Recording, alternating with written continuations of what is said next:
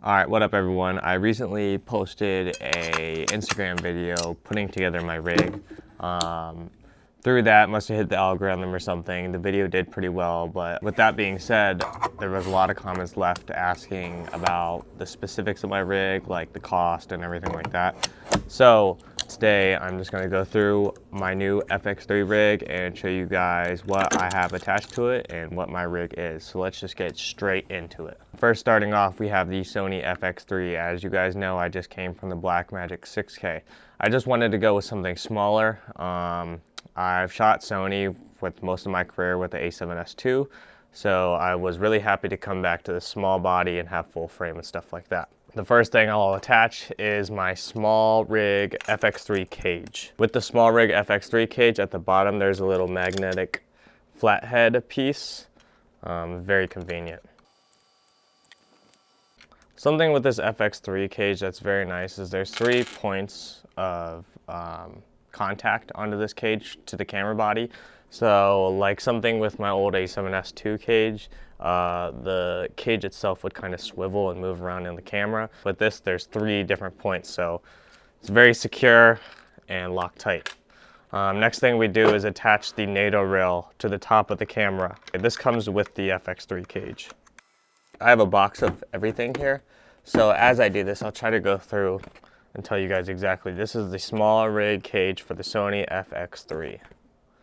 Boom. Next piece we'll attach is the bottom plate that slides into, I forget what this system's called. It's a plate that slides into the bottom piece that'll connect my 15mm rods.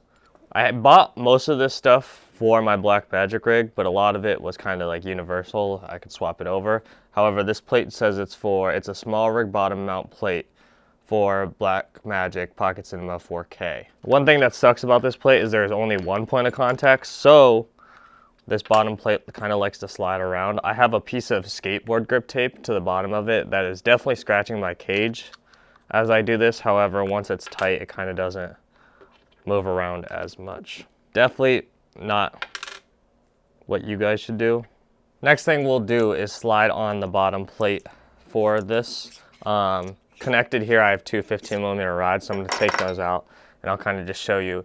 This is what comes with this bottom plate, and it just slides in there like so. And then there is a lock lever that you tighten up here on the side, and there you go. Next thing we'll do here is slide in some 15mm rods. Another question people were asking were why I have 2 sizes of 15mm rods. The reason for that is when I reach for my hand to grab my lens here, sometimes I'll like to pull focus or zoom with the lens here. And the reason for that is when this rod sticks out at the bottom there, sticks out about that much, it just bumps my hand weird.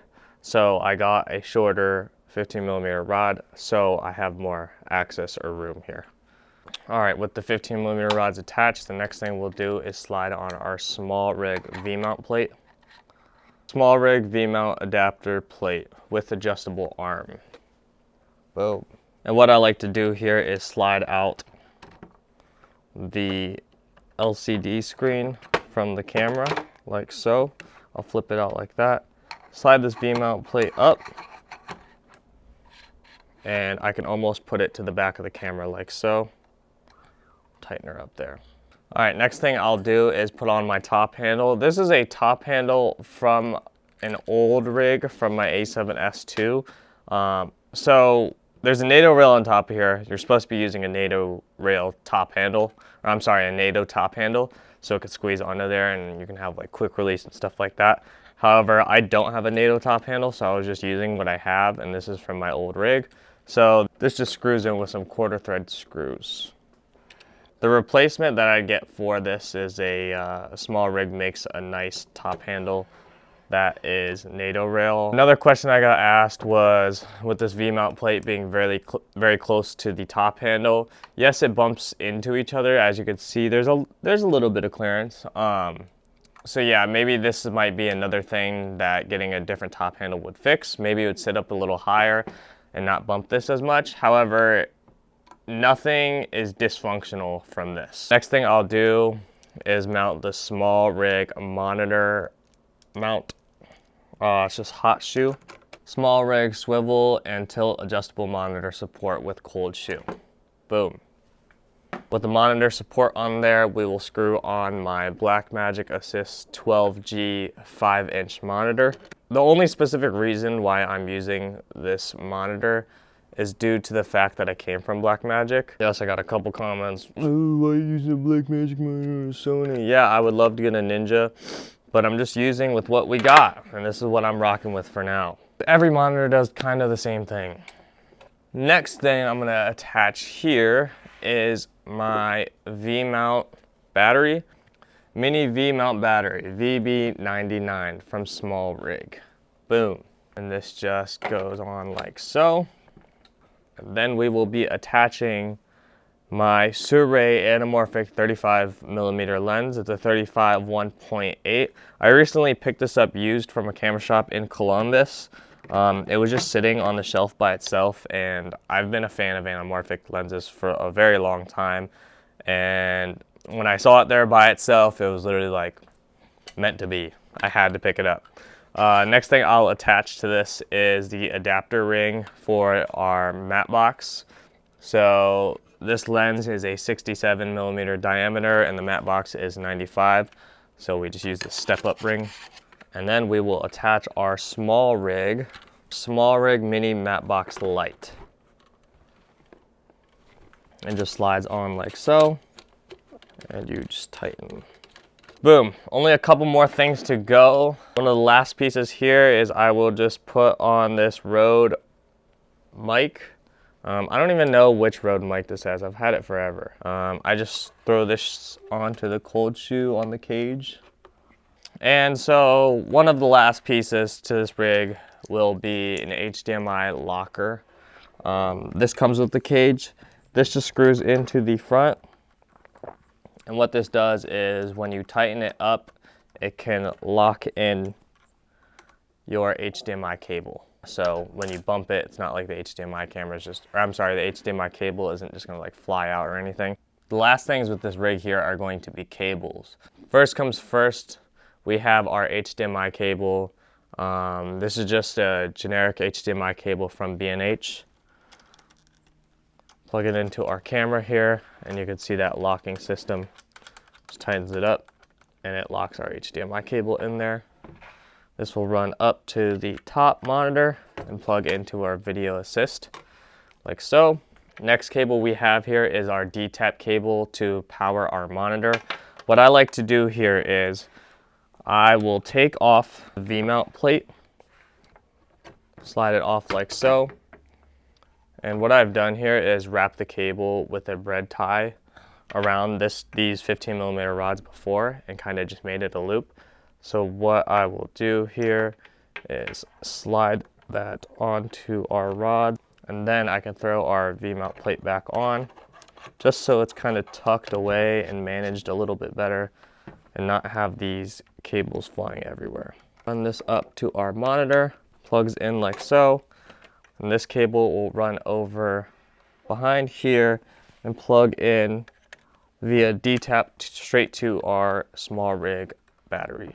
The last cable I'm going to run here is a USB-C cable to power my camera. People usually power these FX3s through dummy battery. I do need to order a dummy battery. However, with this system using a USB-C, this basically trickle charges the internal battery within here, so even if my V-mount dies, I'll still have the internal battery of the FX3 to run. I took this from a Samsung SSD T7. At the top of my V-mount battery, I have a USB-C port. Plugs in like so, and I try to manage this cable as best as I can. So I kind of run it behind here, and then I will plug it in to the camera here. And this connection feels very wonky. I wish there were cable lockers for this. I'm sure there maybe is some 3D printed ones out there. I don't know if I'll run this cable forever. I might end up just getting a dummy battery. So yeah, there's things you could do here with some of these cables, like tucking them behind some of these screws and stuff like that. Mine isn't managed the best. However, I don't think it's too ugly. I've seen some rigs with a lot worse cable management, so I don't think this is the worst. Let me know maybe down in the comments if you guys build up this rig and figure out a better way to manage these. Alright, real quick, after editing this video, I realized I didn't answer some of the questions that I got on my video, so I'm just going to power through these really quick. Isn't that a Super 35 lens? Yes, it's a crop sensor lens. With my full frame, I use clear image zoom, and I zoom in about 1.3 times, and it gets rid of any vignetting that I have. How much is the weight? I just weighed it. It's about 8.8 pounds. Why flip out the screen when you have the monitor? I flip out the screen because I want to still be able to see my camera settings. If you put the camera settings and put them externally onto the monitor, it tends to crop the monitor really weird. It's a Sony thing, look it up. Does stabilization work with anamorphic lenses? Yes, in-camera stabilization does. None of the lens stabilization, obviously. Just curious, what does this whole setup cost? I will put it up on the screen here. I don't know at the moment of me recording this. Is the matte box just for looks? Yes, the matte box is just for looks, but I sure do love the look of it. How do you feel about Cineback for the camera by Caleb Pike? It looks like it would fit your setup. I am a huge fan of Cineback. Every time pre-orders are open, however, I just can't financially justify it. I would love to have it. Caleb, please send me one. The handle being so close to the V-mount plate, does the battery ever get in the way? It's a tight fit, but nothing is dysfunctional. I know there were a couple more questions here and there. I just tried to get to the ones that were like most liked and most asked.